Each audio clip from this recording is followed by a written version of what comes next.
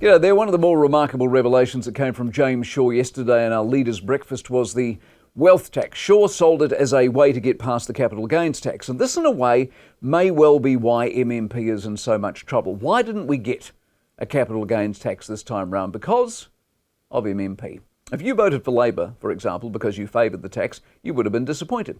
If you voted for New Zealand First because you thought you would get National and he would go with National and you get a National New Zealand First coalition, you would have been disappointed. How many things did or didn't get done under the guise that MMP made it just a little bit tricky? I mean, how many things got hijacked because of MMP? Fee baits for EVs didn't happen. Military and masks from day one of our lockdown didn't happen. Various level adjustments during the COVID outbreak didn't happen. We don't have a travel bubble with Australia right now because of MMP.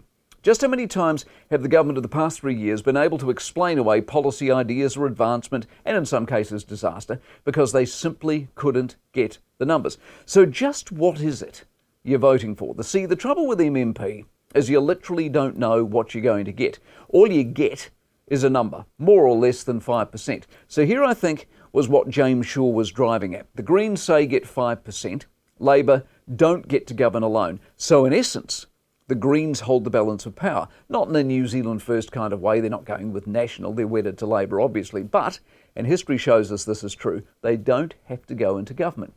What if they insist on a wealth tax? What if the difference between Labor being in government or not is a wealth tax?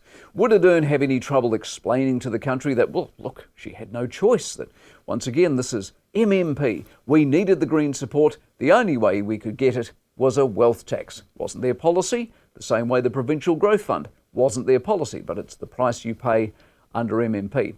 Even if you want Labor as a government, do you want Labor and a wealth tax? See, up until this government, minor parties really didn't demand overtly large influence. They were smaller ideas, smaller portfolios. By and large, the whole arrangement was proportionate. Peters changed all of that. The tail started wagging the dog. Another, I think, MMP weakness.